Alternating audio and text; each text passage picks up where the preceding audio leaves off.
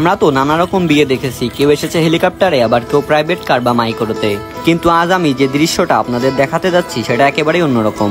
মাগুরার এক গ্রামে হলো এমন এক বিয়ের আয়োজন যেখানে বর এসেছে পুরানো আমলের ঘোড়ার গাড়িতে। সত্যি বলছি, এমন দৃশ্য চোখে পড়া এখন রীতিমতোই বিরল। এ যেন হঠাৎ করেই 90 দশকে ফিরে যাওয়ার মতো। রাস্তার দুই পাশে ছোট বড় সবাই তাকিয়ে দেখছে, যেন অদ্ভুত সুন্দর এক আয়োজন। বরযাত্রী এসেছে মোট 5টি ঘোড়ার গাড়িতে। পিছনের গাড়িগুলোতে বরযাত্রীরা, সামনের গাড়িতেই বসে আছেন বর। আর সেই গাড়িটা সাজানো হয়েছে একদম রাজকীয় ভাবে। উপরে সোফা, চারপাশে ফুল আর আলোকসজ্জা। সত্যি বলতে এমন দৃশ্য অনেকেই জীবনের প্রথমবার দেখছেন। বর যখন নামলেন, রাস্তার দুই পাশে মানুষ, ক্যামেরাম্যান, এমনকি সাংবাদিকরাও ছুটে গেছেন দেখতে।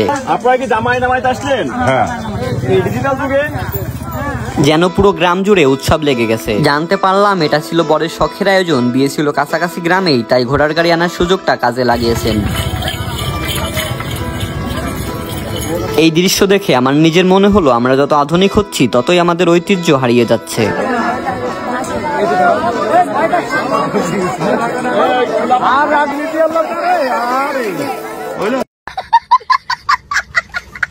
কিন্তু এমন উদ্যোগ সত্যি প্রশংসার যোগ্য। এই বিয়েটা আমাদের সংস্কৃতি, আনন্দ আর শেকড়ের কথা মনে করিয়ে দেয়। মাগুরার মানুষ সত্যি দারুণ কিছু করে দেখাতে পারে, এটা তারই প্রমাণ। আপনার এলাকায় এমন কোনো বিয়ে হয়েছে কিনা, বা আপনি এমন বিয়ে দেখেছেন কিনা, অবশ্যই কমেন্টে জানাবেন।